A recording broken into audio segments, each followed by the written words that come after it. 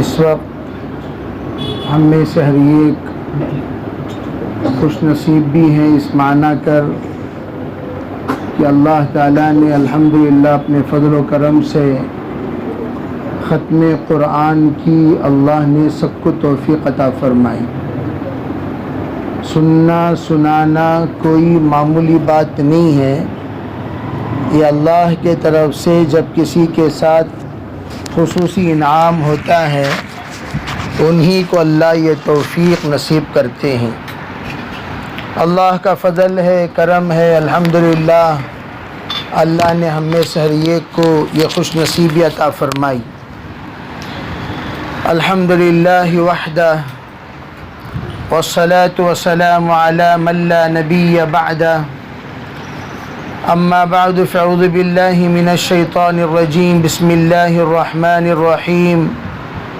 اقرأ باسم ربک الذی خلق، خلق الانسان من علق، اقرأ وربک الاکرم الذی علم بالقلم، علم الانسان ما لم يعلم۔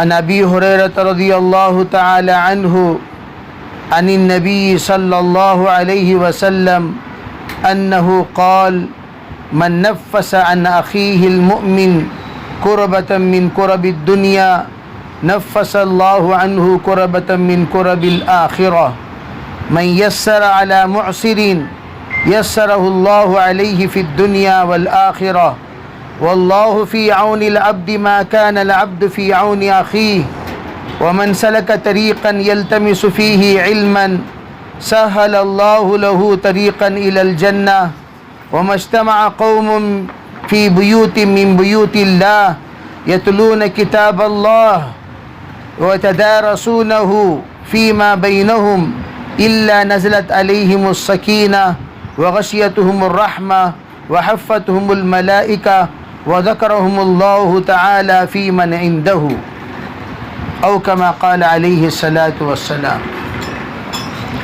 محترم معزز حضرات علماء کرام، بزرگان دین، پردہ نشین محترم خواتین، عزیز نوجوانوں، اس وقت ہم میں سے ہر ایک جس مقدس اور متبرک موقع پر حاضر ہیں، یہ موقع ختم قرآن کا موقع ہے جس میں اللہ نے خوش نصیب بندوں کو اپنے سامنے قیام کے ساتھ کلام اللہ کی مکمل سماعت کی توفیق عطا فرمائی۔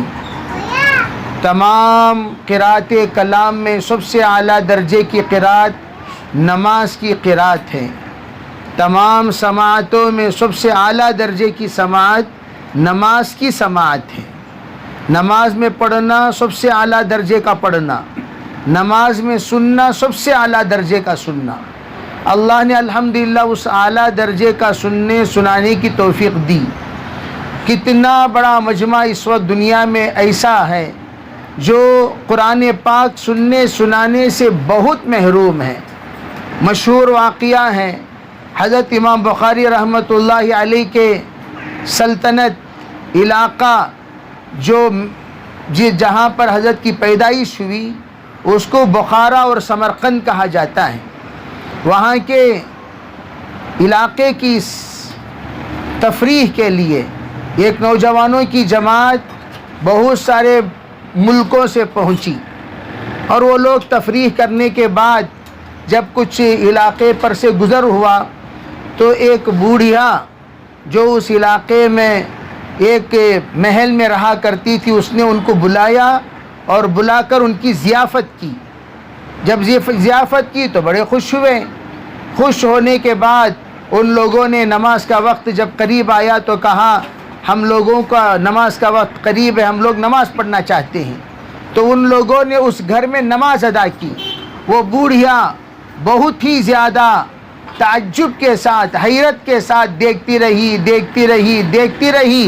پھر اس کے بعد اندر گئی، جا کر دو چیزیں لے کر آئی، دو چیزیں لائی اور لا کر کہا کیا آپ کے پاس قرآن پاک موجود ہے؟ تو انہوں نے فرمایا ہاں موجود ہے۔ فرمایا کہاں ہے؟ تو اس کے سامنے کلام اللہ کو پیش کیا گیا.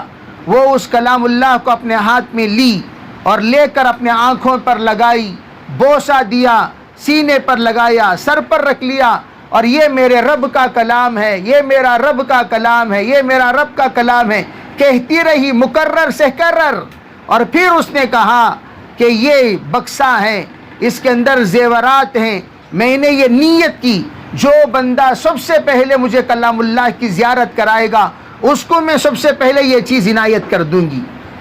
عزیز بھائیوں, سوچنے اور دیکھنے کی بات یہ ہے کہ اللہ رب العزت نے اس چیز کو, جو چیز وہ اللہ کی بندی مکمل اپنی زندگی بھر دیکھنے کے لیے تڑپ رہی تھی, وہ کون تھی؟ وہ کوئی معمولی خاتون نہیں تھی, وہ بخارا اور سمرقند کے علاقہ, جس علاقے میں ایک زمانے میں اللہ رب العزت نے حدیث کا دورہ کرایا, حدیث کے لیے قبول فرمایا, محدثین پیدا ہوئے, مفکرین پیدا ہوئے, اسماء رجال کے ماہرین پیدا ہوئے. وہ علاقہ جو علم کا ایک دریا جہاں سے بہنے لگا پورے عالم اسلام میں, اس علاقے کے اللہ رب العزت نے مکمل طور پر ایسے علم سے دور ہو گیا وہ علاقہ کہ قرآن دیکھنے کی نوبت نصیب نہیں ہوئی. علماء یہ فرماتے یہ کوئی معمولی بات نہیں ہے. آپ لوگوں کو میں یہ بات بتاؤں کہ ایک زمانہ گزرا ہے, اللہ نے یہ بات ذرا توجہ کے ساتھ سننا, پورے عالم کی تاریخ کے اعتبار سے ایک زمانہ گزرا, دور نبوت میں اللہ نے مکے اور مدینے کو علم کا مرکز بنایا. مکے میں علم شروع ہوا, اقرا بسم ربک الذی خلق الانسان من علق اقرا وربک الاکرم الذی علم بالقلم علم الانسان ما لم يعلم. کہاں یہ آیت نازل ہوئی؟ غار حرا میں, مکۃ المکرمہ میں. اور اس کے بعد علم منتقل ہو گیا مدینہ منورہ کی طرف. اللہ کے رسول صلی اللہ علیہ وسلم وہاں سے ہجرت فرما کر مدینہ تشریف لے گئے, اور آپ لوگوں کو قرآن پاک کی آیتوں میں, قرآن پاک کی صورتوں میں یہ دونوں صورتیں ملیں گی, مکی ہیں اور مدنی ہیں. بعض صورتیں مکیہ کہلائی جائیں گی, بعض صورتیں مدنیہ کہلائی جائیں گی. جو مکیہ کہلائی جاتی ہیں وہ کون صورتیں ہیں؟ علماء نے فرمایا وہ صورتیں ہیں جس کو اللہ جل شانہ نے مکۃ المکرمہ کے قیام کے دوران نازل فرمایا. اور مدنیہ کون سی صورتیں ہیں؟ جس کو اللہ نے مدینہ منورہ کے قیام کے دوران نازل فرمایا, اس کو مدنیہ کہتے ہیں. میرے عزیز بھائیوں, مکی صورتیں وہ تمام صورتیں ہیں جن صورتوں میں صرف توحید کو, رسالت کو بیان کیا گیا اور آخرت کو بیان کیا گیا. جتنے احکام نازل ہوئے ہیں وہ مدنی صورتوں میں, تمام احکام, پوری شریعت, پورا دین, مکمل طور پر جزیات جو نازل ہوا وہ مدنی صورتوں میں. گویا علم کو اللہ نے منتقل فرما دیا مدینہ منورہ. تو سرکار نے کیا فرمایا؟ انا مدینۃ العلم وعلی بابها, میں علم کا شہر ہوں, علی ان کا دروازہ ہے. اب آپ غور کیجئے, دور خلافت شروع ہو رہے ہیں. خلافت راشدہ میں پہلا دور صدیق اکبر کا, دوسرا دور عمر فاروق کا, تیسرا دور عثمان غنی کا. 3 دور تک علم رہا مدینہ منورہ میں. جب 3 دور ختم ہو گیا, علی رضی اللہ تعالی عنہ کا جب دور خلافت آیا, حضرت علی رضی اللہ تعالی عنہ نے اپنے دار السلطنت بدل لیا اور سیدھے چلے گئے کوفہ. اب دروازہ کہاں چلا گیا؟ سرکار نے جس کو کہا میں علم کا شہر ہوں, علی اس کا دروازہ ہے, علی شہر کہاں پہنچ گئے؟ وہ پہنچ گئے کوفہ. گویا کہ علم منتقل ہو گیا کوفہ کی طرف. آپ ذرا توجہ دینا, علم جب کوفہ کی طرف منتقل ہوا, علم کوفہ میں وہیں پر رہا. حضرت ابو حنیفہ جن کا نام نعمان بن ثابت الکوفی ہے, نعمان بن ثابت کوفی, پورا علم چلا گیا کوفے کی طرف. کوفہ میں حضرت ابو حنیفہ رحمۃ اللہ علیہ نے علم حاصل کیا. وہاں پر انہوں نے 20 پر 2 صحابہ سے ملاقات فرمائی, 22 صحابہ کرام ان سے ملاقات کی. اجل تابعین میں سے حضرت ابو حنیفہ رحمۃ اللہ علیہ کو شمار کیا جاتا ہے. اب وہاں پر کوفہ میں علم رہا. کب تک رہا؟ پہلا دوسرا تیسرے صدی تک بھی کوفہ میں علم رہا، پھر علم منتقل ہو گیا بخارا اور سمرقند کے علاقے میں، اللہ جل شانہ نے علم کو وہاں منتقل فرما دیا۔ پھر کیا ہوا؟ علم وہاں سے منتقل ہوا ایران میں، پھر ایران کے علماء کرام سے اللہ نے خدمت لیا، پھر علم منتقل ہوا مصر میں، مصر کے علماء سے اللہ نے خدمت لیا، پھر علم منتقل ہوتے ہوتے ہوتے ہوتے ایک زمانہ آیا علم منتقل ہو گیا ہندوستان میں۔ تبھی ایک مقولہ مشہور ہوا، نزل القرآن فی مکہ قرئ فی مصر وفہم فی الہند، یوں کہا گیا علم نازل ہوا، قرآن نازل ہوا مکۃ المکرمہ میں، اور قرآن پڑھا گیا مصر میں، اور قرآن کو سمجھا گیا ہندوستان میں۔ جتنا ہندوستان میں قرآن پاک کی تفسیر بیان کرنے والے مفسرین آپ کو ملیں گے، جتنے ہندوستان میں قرآن کو سمجھانے والے علماء ملیں گے، جتنے ہندوستان میں قرآن کو مکمل طور پر افہام و تفہیم کرنے والے ملیں گے، جتنے ہندوستان میں قرآن کے سلسلے میں غور و فکر کرنے والے ملیں گے، جتنے ہندوستان میں قرآن سے احادیث کو تطبیق دینے والے، احادیث کو مسائل کو تطبیق دینے والے جتنے علماء آپ کو ہندوستان میں ملیں گے، کسی ملک میں آپ نہیں ملیں گے۔ آپ آج بھی چلے جائیے مکے کے علماء کے درسگاہ میں بیٹھ جائیے، مدینہ منورہ کے علماء کے درسگاہ میں بیٹھ جائیے، آپ چاہے دنیا بھر کے علماء کے درسگاہ میں بیٹھ جائیے، لیکن وہ درسگاہیں جو ہمارے علماء دیوبند کے سلسلے سے تعلق رکھنے والوں کی درسگاہیں ہیں، ان کے درسگاہوں میں جتنا آپ کو قرآن کا علم ملے گا اتنا آپ کو دنیا میں کسی درسگاہ میں علم نہیں ملے گا۔ یہ میں چیلنج کے ساتھ آپ حضرات کے سامنے کہہ رہا ہوں۔ کیوں؟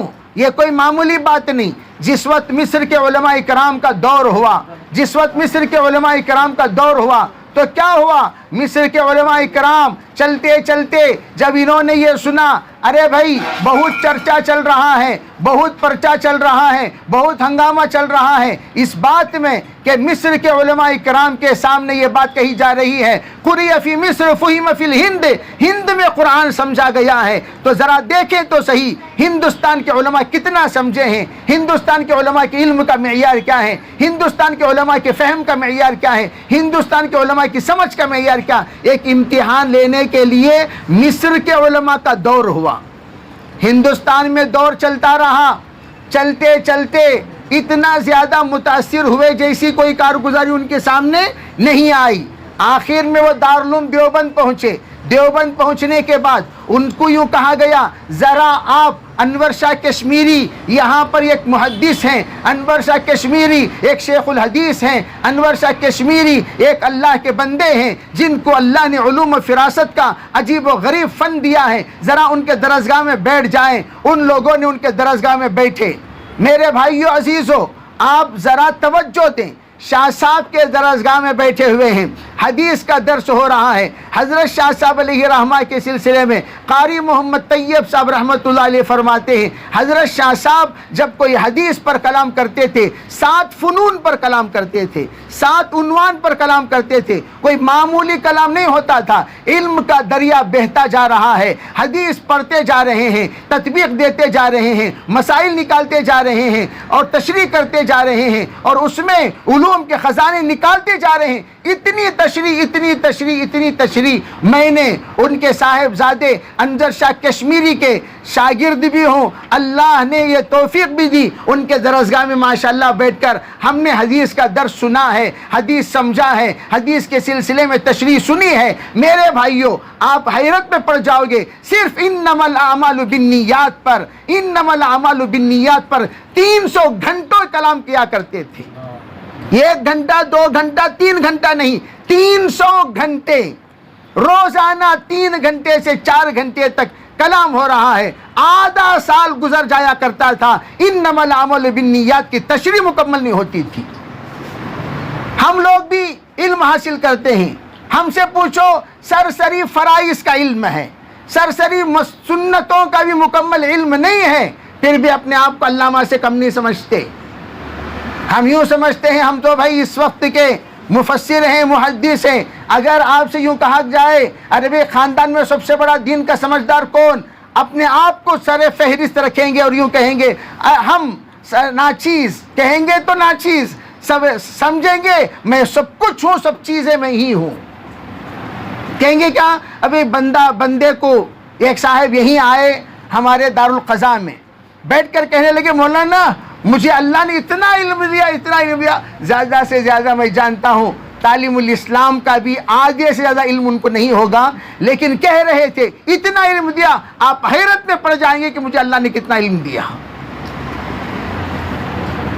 میں یہ عرض کرنا چاہتا ہوں انہوں نے اپنے سمجھ کے اعتبار سے یوں سمجھ گیا کہ میں بہت بڑا سمجھدار ہوں، تو ایک بڑا مجمع آپ کو ملے گا ہم میں، جو ہم سمجھ رہے ہیں ہم بہت سمجھدار ہیں، لیکن میرے عزیز بھائیوں میں آپ کو ادباً یہ عرض کرنا چاہتا ہوں ہندوستان میں علم آ کر اتنا زمانہ ہو گیا، لیکن جنوب علم میں علم آیا 1 صدی ہوا، 1 صدی ہوا، 100 سال ہوئے ہیں، لیکن اس میں بھی کرناٹک میں سب سے بعد میں علم آیا۔ آپ اگر اٹھا کر دیکھ لیں تمل ناڈو میں 450 سال پرانا مدرسہ ملے گا، 450 سال۔ دارالعلوم دیوبند سے بھی پرانا مدرسہ باقیات الصالحات ہے، 1 سال آگے 1 سال پرانا ہے، کوئی معمولی چیز نہیں ہے۔ لطیفیہ اس سے پرانا مدرسہ جو ویلور میں ہے، اس سے پرانا مدرسہ لطیفیہ، یہ الگ چیز ہے۔ دارالعلوم دیوبند کو اللہ نے قبولیت عامہ عطا فرمایا، لیکن میں یہ عرض کرنا چاہتا ہوں تمل ناڈو میں ایک حد تک، کیرلا میں ماشاءاللہ اس سے پرانا علم آ چکا تھا، 1300 سال پہلے علم آ چکا تھا کیرلا میں، لیکن سب سے لیٹ اگر علم آیا ہے تو وہ کرناٹک میں۔ سب سے پہلا مدرسہ ہمارا آپ انگلی سے گن سکتے ہیں، ریاض العلوم ہبلی، دارالعلوم سبیل الرشاد، اور اسی کے آگے پیچھے کی عمر میں صدیقیہ میسور، اور اسی کے آگے پیچھے آپ کو کوئی ایک آدھ مدرسہ پورے کرناٹک میں مل جائے گا۔ تو اس کا مطلب کیا ہوا؟ علم اگر آیا ہے تمل ناڈو سے کرناٹک کو آیا۔ سب سے پہلے بڑے حضرت رحمت اللہ علیہ تشریف لائے، اور یہاں آنے کے بعد آپ نے علم کا سلسلہ شروع فرمایا۔ حضرت سے پہلے کوئی بھی علم کا یہاں پر مرکز نہیں تھا، جس لیے ہم لوگوں کو زیادہ علماء کے، ہم لوگ بیانات کے عادی ہیں، ہم لوگ بیانات کے عادی ہیں، علوم کے عادی نہیں ہیں۔ حضرت افتخار الحسن صاحب کھاندلوی رحمۃ اللہ علیہ، حضرت جی مولانا انعام الحسن صاحب رحمۃ اللہ علیہ کے ماموں، حضرت جی مولانا انعام الحسن صاحب رحمۃ اللہ علیہ کے ماموں ہیں حضرت مولانا افتخار الحسن صاحب کھاندلوی رحمۃ اللہ علیہ۔ انہوں نے درس کا سلسلہ شروع فرمایا قرآن پاک کی تفسیر کا۔ آپ اندازہ لگائیے روزانہ حضرت 1 گھنٹے سے 1.5 گھنٹہ قرآن پاک کی تفسیر بیان کیا کرتے تھے، پوری مسجد لپالپ بھری رہتی تھی۔ 30 سال میں قرآن پاک مکمل ہوا۔ کتنے سال میں بھائی؟ 30 سال، روزانہ 1.5 گھنٹہ 2 گھنٹہ، 1.5 گھنٹہ 2 گھنٹہ قرآن کی آیتوں پر تفسیر ہو رہی ہے، تفسیر ہو رہی ہے، تفسیر ہو رہی ہے، تفسیر ہو رہی ہے۔ 30 سال مکمل کرنے کے بعد حضرت نے یہ سوچا پورے ہندوستان میں قرآن پاک کی تعلیم کے سلسلے میں ایک تحریک پیدا کرنا چاہیے۔ چنانچہ حضرت نے پورے ہندوستان کا دورہ کیا، الحمدللہ بنگلور بھی تشریف لائے، شاہ ولی اللہ میں حضرت کا بیان ہوا۔ تب میرا طالب علمی زمانہ، تب میں پڑھ رہا ہوں، حیرت میں پڑ گیا۔ ابھی 30 سال، لیکن ہمارے یہاں بیانات تو سننے کا ذوق ہے، وہ بھی کب؟ جب اس میں لطیفے ہوں، ہنسی مذاق ہو، کھلکھلانا ہو، ہنسانا ہو، دل لگیاں ہو، خوش ہو کر ہنس کر اٹھ کر چلتے رہیں گے۔ وہ کوئی بیان ہے؟ ارے بیانات میں ہنسانا بیان ہے یا جوکر کی مجلس ہے؟ وہ مجالس کیا ہوتے ہیں؟ ہنسانا وقتی طور پر لطیفے، یہ وقتی طور پر ایک تزہیہ کے طور پر، دل لگی کے طور پر، یا تشہیز اذان کے طور پر، یا بشاشت لانے کے لیے ایک آدھ مرتبہ ہنسا دیے، کوئی بات نہیں، لیکن ہمیشہ ہنساتے ہی رہنا یہ تو علم نہیں ہے نا۔ اللہ کے رسول علیہ السلام کا ارشاد کیا ہے؟ لو تعلمون ما اعلم لبکیتم کثیرا ولضحکتم قلیلا۔ میں جو جانتا ہوں اگر تم لوگ جان لو تو تمہارے چہرے پر سے ہنسیاں اٹھ جائیں اور تم روتے رہ جاؤ۔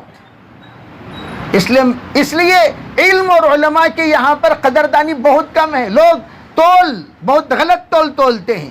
انہوں سب سے بڑے عالم. ارے بھائی وہ عالم ایسا عالم ہے جس بیچارے کو, اور یہاں آپ کو میں ایک لطیفہ سناؤں, بنگلور میں ہر کچا مال چلتا ہے, ہر کچا مال. عالم بننے کے لیے ابھی 6 سال ہیں, وہ بھی عالم اپنے آپ کو بتا کر میدان جیت لے کر چلے گئے ایک زمانے میں. 1 2 نہیں, 10 میں آپ کو بتا سکتا ہوں عالم ہی نہیں ہے, لیکن سب ان کو مولانا مولانا مولانا مولانا, اتنا مولانا کہہ دیے کہ لوگوں نے ان کو پروان چڑھا کر مولانا بھی بنا دیا. مفتی نہیں ہے, لوگوں نے مفتی بنا دیا. مفتی ہی نہیں, کیوں؟ یہ لوگ جانتے ہی نہیں. ایک صاحب یہاں چکبلاپور میں مفتی کہتے ہوئے ایک زمانے تک لوگوں کو ٹھکا رہے تھے اور غلط سلط فتویٰ دے رہے تھے. میں گیا اور پوچھا ایک عام انسان بن کر, حضرت آپ مفتی کہاں پڑھے؟ حضرت دیوبند میں پڑھا ہوں. اللہ اکبر. پھر میں نے پوچھا دیوبند میں کب پڑھے, کیا پڑھے؟ انہوں نے سن بتایا. کون کون حضرت تم نے افتاء پڑھا ہے؟ میں نے یہ نہیں کہا کہ میں بھی مفتی ہوں. ارے میں تب تو داڑھی بہت مختصر نکلی ہوئی تھی, وہ تصور بھی نہیں کر سکتے ہوئے ہم بھی کچھ پڑھے ہوئے ہیں. پھر انہوں نے ان اساتذہ کا نام لیا جو اول دوم سوم پڑھاتے ہیں. وہاں اندازہ لگ گیا کہ اول دوم سوم پڑھانے والوں کا نام لے کر یہ دھوکہ دے ہیں پورے مخلوق کو کہ میں مفتی ہوں, میں مفتی ہوں, میں مفتی ہوں.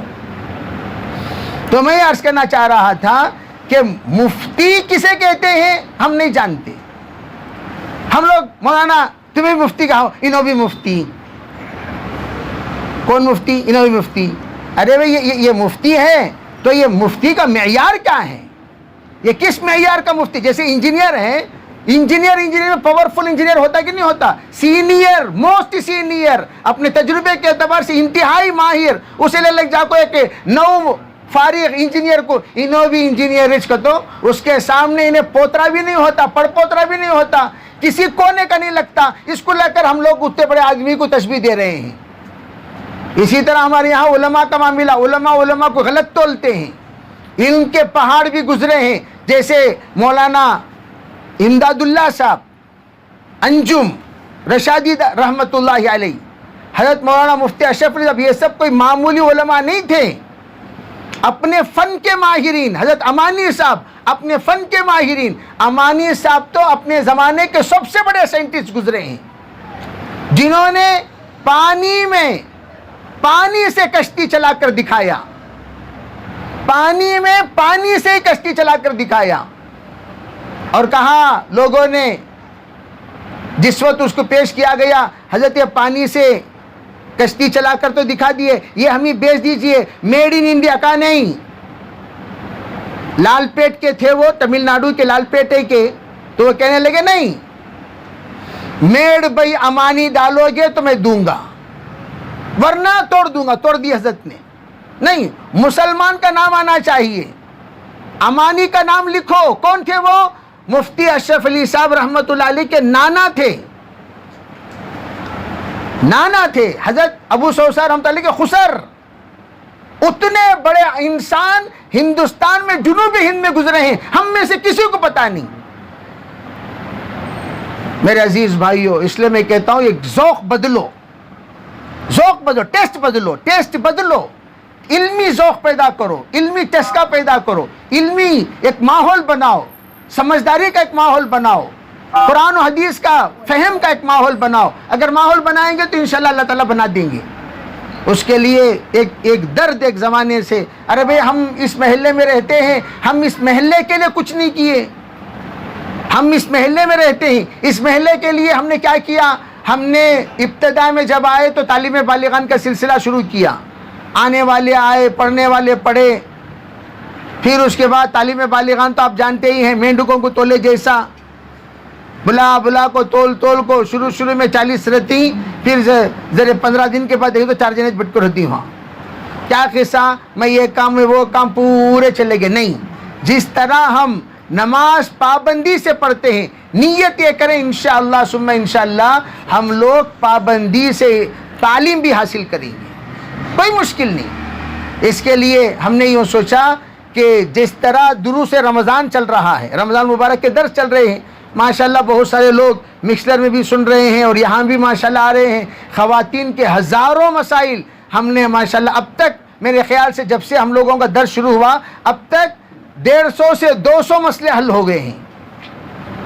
خالی 10-12 دن میں 150 سے 200 مسئلے حل ہوئے ہیں 10-12 دن میں. تو اس کا مطلب روزانہ 10-12 مسائل آ ہی رہے ہیں عورتوں کی طرف سے. گویا کہ اتنے اشکالات عورتوں کے دلوں میں ہیں جو ہم لوگوں کو پتہ نہیں ہے. اور ہمارے عورتوں کو پڑھنا پڑھانا ہماری ذمہ داری، دین سمجھانا ہماری ذمہ داری. ارے بھائی ہم نہیں سمجھا سکتے، کم از کم جو سمجھا سکتے ہیں وہاں تو بھیج سکتے ہیں. اس لیے میں نے یہ سوچا مردوں کے لیے بھی عورتوں کے لیے بھی، خالی عورتوں کے لیے درس نہیں، خالی عورتوں کے لیے درس سے یہ آ کر قابل قبول نہیں ہے. کیا کرنا چاہیے؟ ان کے محرم بھی آئیں. اس کے لیے میرے ذہن میں بہت دنوں سے اتوار کو کوئی بھی دن آپ حضرات بولیں، وہ دن ہم انشاءاللہ طے کریں گے. 1 گھنٹہ فارغ کریں گے درس قرآن کے لیے، درس حدیث کے لیے، مسائل کے لیے. فضائل والے تو ماشاءاللہ ہر جگہ پر ہم لوگ جاتے ہیں آتے ہیں. فضائل والی مجلسیں، فضائل والے حلقے ہمارے 4-5 ایک مسجدوں میں 4-5 جگہوں پر ماشاءاللہ فضائل کی مجلسیں ہو رہی ہیں. لیکن ہم اس بات کی کوشش کریں مسائل کی مجلس ہر مسجد کے احاطے میں ایک جگہ پر ہو، مسائل کی مجلس ہو، مسائل کے بارے میں بولیں. اور آپ لوگوں کو میں بتاؤں مسائل کی فضیلت فضائل سے سب سے بڑے فضیلت کی چیز ہے. اللہ کے رسول علیہ السلام نے فرمایا من تعلم بابا من العلم خیر من 1000 رکعہ. اگر کوئی ایک باب علم کا سیکھ لے 1000 رکعت پڑھنے سے بہتر ہے. ایک باب. مثال کے طور پر ابھی جیسے میں آ کر مسائل بیان کرتے رہتا ہوں تو مسائل بیان کرتے کرتے بعض مسائل میں نے ایسے بیان کیے لوگ حیرت میں پڑ گئے. ارے اس سے تو ہماری نماز ہی نہیں ہوئی اتنے سالوں سے، ہمارا روزہ نہیں ہوا اتنے سالوں سے، ہم تو غلط فہمی میں تھے. گویا دوپٹہ کیسے باندھنا چاہیے، باریک دوپٹہ باندھ کر نماز پڑھ رہے ہیں. وہ نماز کہاں سے ہوگی؟ بال بھی اگر باہر نظر آئے نماز تو ہوتی ہی نہیں. لیکن ایک بیچاری ہم لوگ علمی مذاکرے میں کجری پہنچے تھے تو وہاں پر یہ خاتون بیچاری، جس کو میں تو عام طور پر کہا کرتا ہوں ہر مردوں سے، میں نے قبول کیا کہہ کر آپ نے اپنے شوہر ہونے کا حق تو سب کے سامنے اٹھا لیا. میں شوہر ہوں، شوہر ہونے کا میں حق جتا رہا ہوں، میں حق جتانے کا میں حق رکھتا ہوں. تو ایک اعتبار سے آپ نے پورا نظام تو ماشاءاللہ بنا لیا. لیکن ہوا کیا؟ ہوا یہ کہ جس وقت آپ کے سلسلے میں یہ پوچھا گیا بتاؤ بھائی آپ نے اس کا حق کیا ادا کیا، ظاہری اعتبار سے پوچھا جائے ہم لوگ شوہر بن کر اتنے سال ہو گئے لیکن شوہر بننے کے بعد آج تک کیا ہم لوگوں نے اپنے بیگم کی سورہ فاتحہ سنے ہیں؟ میں تمام شوہروں سے پوچھ رہا ہوں سورہ فاتحہ سنے نہیں سنے؟ آپ کا علم کیا ہے؟ قرآن کے سلسلے میں تم کتنا جانتی ہو، حدیث کے بارے میں تم کتنا جانتی ہو، مسائل کے بارے میں تم کتنا جانتی ہو، وضو کے بارے میں تم کتنا جانتی ہو، غسل کے بارے میں کتنا جانتی ہو؟ ہم نے کبھی ان سے پوچھا غسل تم کیسا کر رہی ہو؟ پوچھا نہیں پوچھا. اس کے سلسلے میں ہم نے ضرورت ہی نہیں محسوس کی کہ اس کے بارے میں مذاکرہ کرنا بھی چاہیے، پوچھنا بھی چاہیے. جس کا نتیجہ کیا ہوا؟ جہالت آج تک دور نہیں ہوئی. جو جہالت، اور اس کے بارے میں اللہ کے یہاں حشر کے میدان میں جواب دینا پڑے گا. جس وقت اعمال تولے جائیں گے پتہ چلے گا ارے بھائی اس کا عمل قبول ہوا، اس کا عمل تو قبول ہوا ہی نہیں، اسی لیے کہ وضو ہی نہیں ہوا، غسل ہی نہیں ہوا. اس لیے میرے عزیز بھائیو اللہ سے توبہ کریں. مسائل یہ فرض ہے. میں تو یوں کہا کرتا ہوں بھائی طلب العلم فریضۃ، علم کا حاصل کرنا فرض بتایا گیا حدیث پاک میں. علماء نے فرمایا فرض سے مراد کیا؟ آسان ترتیب. تعلیم الاسلام میں جو علم ہے اتنا علم حاصل کرنا تو سب کے اوپر فرض ہے، اور اتنا قرآن حاصل کرنا کہ قرآن ہمارے سامنے نازل جو ہوا وہ رہبر بن کر آیا، تلاوت کے لیے برکت کے لیے نہیں آیا. اور اللہ کے رسول حشر کے میدان میں شکایت کریں گے ان لوگوں کی جو لوگ قرآن چھوڑ کر زندگی گزارے ہیں. یا اللہ یہ لوگ ہیں جنہوں نے قرآن کو چھوڑ کر زندگی گزارا، ان کی سفارش میں نہیں کرتا. اتخذوا هذا القرآن مہجورا. یقول الرسول میرے بھائیوں یہ اللہ کے رسول کی شکایت حشر کے میدان کی. تو ہم نے قرآن پاک آج تک سورہ فاتحہ سمجھے کیا؟ بولو نہیں سمجھے. کیا قرآن ہم سے کہہ رہا ہے؟ حضرت مولانا علی میاں صاحب فرمایا کرتے تھے تم قرآن پڑھتے ہو، قرآن کی ایک ایک آیت تمہارے دامن پکڑ کر کہتی ہے ارے اللہ کے بندو رکو، سمجھو آگے بڑھو، سمجھو آگے بڑھو، سمجھو آگے بڑھو. ہم سمجھتے نہیں، پڑھتے ہوئے چلے جاتے ہیں، اٹک لے کو جھٹک لے جاتے رہتی.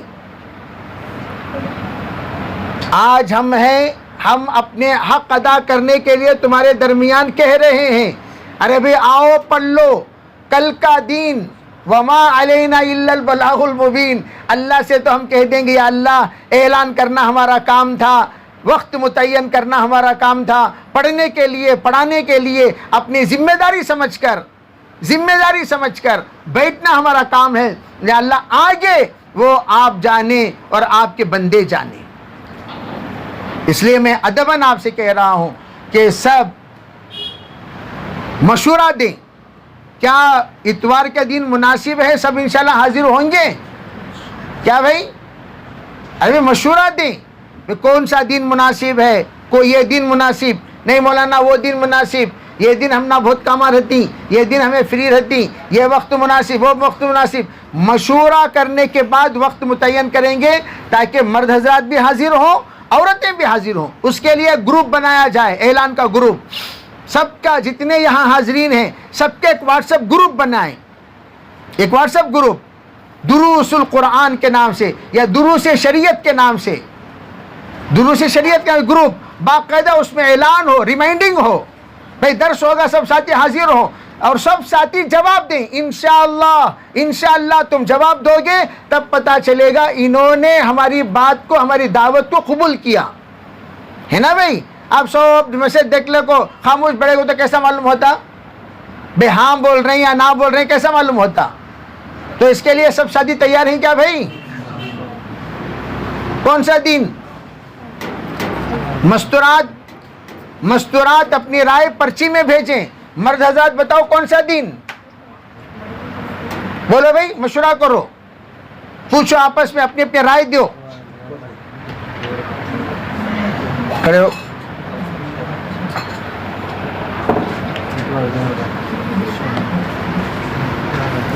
کون سا دن بولو؟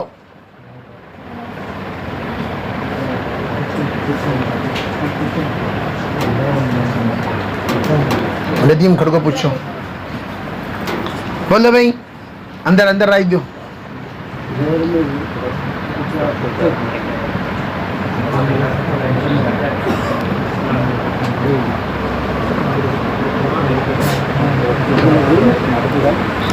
بھائی پہلے یہ بولو ہونا یا نہیں ہونا؟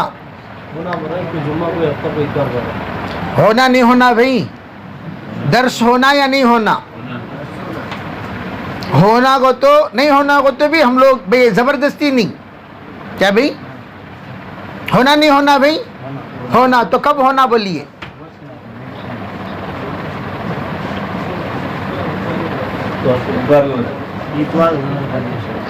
اتوار کو. کب اتوار کو کب پوچھئے؟ مستورات بھی اپنی رائے چٹھی میں لکھ کر بھیجیں.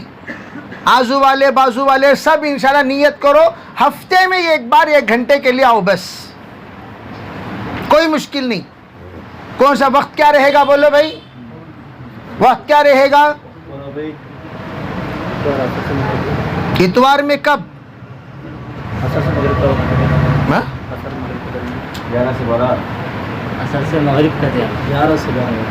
نہیں بھی مستورات کا بھی خیال رکھ کر بولیں، مستورات بھی آنی چاہیے. کون سا وقت مناسب ہے؟ جی جی ظہر اور عصر. جی 11 بجے. اصل میں ایسا وقت آپ حضرات بتا دیجیے جس میں آپ حضرات کا آنا بھی آسان ہو، جڑنا بھی آسان ہو. اس لیے کہ یہاں اجتماع بھی ہوتا ہے 3 سے 5 تک، فضائل کا اجتماع ہوتا ہے. تو مسائل کا اجتماع میں اور فضائل کے اجتماع میں خلل پیدا نہ ہو. جی بولو بھائی. कौन सा वक्त? मुस्तरात का वक्त कट हो गया, क्यों? कट करो, आपके नंबर से कॉल कीजिए उसको, उसी को। जी क्या जी? हफ्ता ज़ोहर बाद। अच्छा भाई, मस्तूरात अपनी राय पेश करें जल्दी जल्दी। मस्तूरात के सिलसिले में क्या राय है वो दें। और मर्द हज़रात के सिलसिले में 3 राय आई हुई हैं। ज़ोहर के बाद, ज़ोहर से पहले, ज़ोहर से पहले वाले साथी कितने हैं भाई? ज़ोहर से पहले वाले कितने अदद बोलो, हाथ उठाओ, हाथ दिखते नहीं, कितने ही? 2 जने ही ज़ोहर से। ज़ोहर के बाद वाले कितने ही?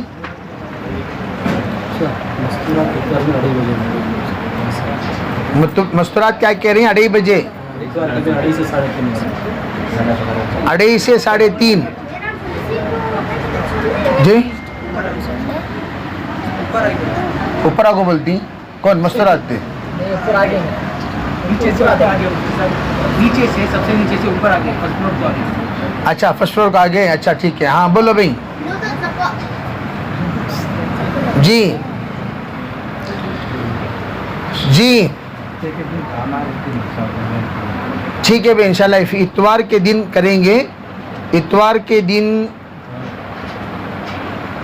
ऐसा वक्त इसलिए कि इज्तिमा भी है, इज्तिमा में खलल नहीं होना चाहिए, इज्तिमा में खलल नहीं होना चाहिए, इसका भी ख़ास तौर पर ख्याल रखना चाहिए, है ना भाई? तो इसलिए नियत ये करें, तरतीब ये बनाएंगे कि 2:30 से लेकर 3:30 तक, इसलिए कि 3:30 बजे से इज्तिमा शुरू होता है। हाँ, जो ख़वातीन माशाल्लाह इज्तिमा को आएंगी वो ऐसे ही रह जाएंगी और इज्तिमा मुकम्मल करते हुए चली जाएंगी, और हम लोगों का दर्स इंशाल्लाह 3:30 बजे मुकम्मल हो जाएगा। ठीक है भाई? 2:30 से 2:30 को तो 2:30 बजे, 2:30 को तो 3:30 बोल को हमारे बेंगलुरु की ज़ुबान में नहीं मत बोलो। हाँ, 2:30 को तो 3:30, 3:30 को तो 4:30, वैसा नहीं, इसलिए कि 3:30 बजे। और जो मस्तूरात हमारे दर्स में आ रहे हैं वो अच्छी तरह समझ रही है इस बात को। 11 का तो परफेक्ट 11 5 मिनट आगे पीछे दर्स क्या हो जाता, वो कितने भी आए मस्तूरात दर्स शुरू हो जाएगा, कितने भी आए दर्स अल्हम्दुलिल्लाह शुरू हो जाता है। और परफेक्ट 12 बोले तो 12 सवा 12 आगे पीछे 5 मिनट दर्स ख़त्म हो जाता है। आज माशाल्लाह 11:55 को ही दर्स ख़त्म हो गया, इसलिए कि जुमे का दिन था तो दर्स ख़त्म हो गया। ये दुरुस जो है इंशाअल्लाह 27 तक चलते रहेंगे। जो दुरुस रमज़ान मुबारक है, ये दुरुस 11 बजे से इंशाअल्लाह 12 बजे तक जो दुरुस हैं वो दुरुस तो इंशाअल्लाह 27 तक भी चलते रहेंगे, इसमें कोई रुकावट नहीं रहेगा इंशाअल्लाह। मैं तो जब तक रहूँगा तब तक इंशाअल्लाह मैं दर्स देता रहूँगा। मेरे बाद दीगर मुफ्तियान इकराम आएंगे इंशाअल्लाह दर्स देंगे, या मैं जहाँ रहूँगा इतकाफ़ में रहा तो भी इंशाअल्लाह वहाँ से भी दर्स देने के लिए कोई झिझक नहीं है, आराम से इंशाअल्लाह दर्स दे सकते हैं आप हज़रात। बाकायदा हस्बे मामूल जो ख़वातीन अब तक आ रही हैं वो आती रहें, ताकि मसाइल के समझने में पूछने में आसानी हो। माशाअल्लाह ये चिट्ठी आई हुई है, 25 से 30 मस्तूरात तैयार हैं इन औकात में आने के लिए माशाअल्लाह। नीचे से चिट्ठी आ गई, अज़ाइम यानी 3 जगहों पर बैठी हुई हैं, तो नीचे जहाँ बैठी हुई हैं वहाँ से 25 से 30 मस्तूरात माशाअल्लाह आने के लिए तैयार हैं उन औकात में। उन्होंने इज़हार भी फरमा दिया। और आप हज़रात 2:30 से 3 तक सब आएंगे ना अभी इंशाअल्लाह, सब नियत कर रहे हैं इंशाअल्लाह। अल्लाह ताला कबूल फरमाए, आसान फरमाए। अल्लाह हमारी इस मजलिस को बेइंतहा कबूल फरमा कर हमारे आखिरत के और हमारी ज़िंदगी के तमाम मसाइल, और इसमें सिर्फ़ ऐसे वैसे मसाइल, दीगर तमाम बहुत सारे माशाअल्लाह निजी मसाइल भी होते हैं, उसके सिलसिले में भी बहुत सारे अल्लाह ताला हल निकाल देता है। इसलिए इस मजलिस में आते रहें, बहुत इंशाअल्लाह आपको फ़ायदा भी होगा और आप हजरात इंशाअल्लाह दीगर लोगों के लिए मुफीद बातें बताने का ज़रिया भी बनेंगे इंशाअल्लाह। और साथियों को दावत देकर भी, और तमाम साथी एक कापी दे दो, वहाँ कापी सब अपने अपने नंबरात जो व्हाट्सअप नंबरात हैं वो लिख दिया करें। उसकी क्या कर देंगे इंशाअल्लाह, ग्रुप बनाकर उसमें ऐलान भी डाल दिया करेंगे। ठीक है भाई? नोटबुक उठाओ भाई, वहाँ नोटबुक है ना, उठाओ।